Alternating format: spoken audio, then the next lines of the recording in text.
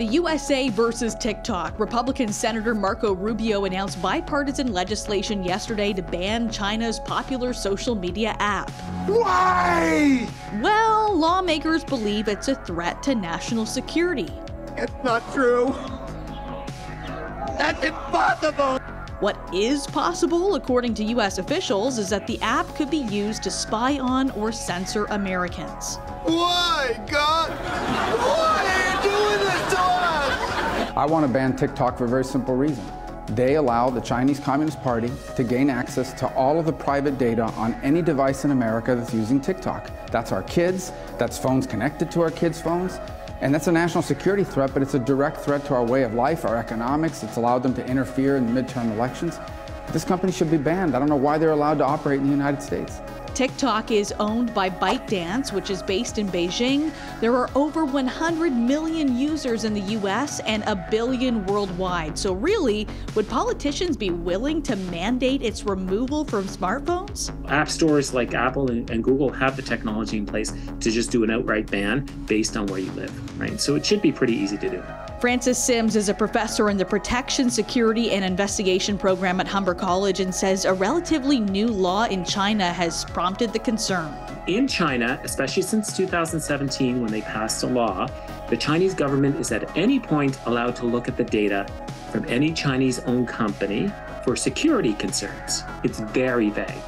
So what that means is anything you do with the Chinese-owned piece of technology means that the Chinese government can look at it. And so state sponsors like China and other governments pay a lot of money to put spies in place in other countries. With TikTok, they don't necessarily need to do that. Some Republican governors have already banned TikTok on government-issued devices, but this legislation would go a whole lot further to get rid of it altogether.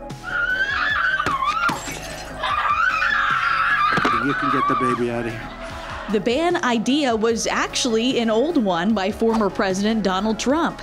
Canada was originally against it, but with bipartisan support today, Sims says the Liberal government will likely be following any developments closely. Canada already bans Chinese state-sponsored technology.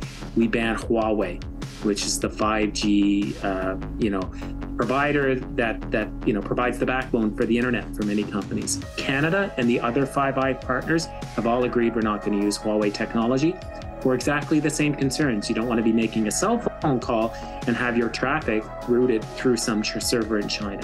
So I think Canada will be looking at that again and considering those types of bans. But TikTok is huge and influencers rely on it. According to Forbes, the platform's highest paid celebrities collectively hauled in $55.5 million last year, a 200% increase from a year earlier.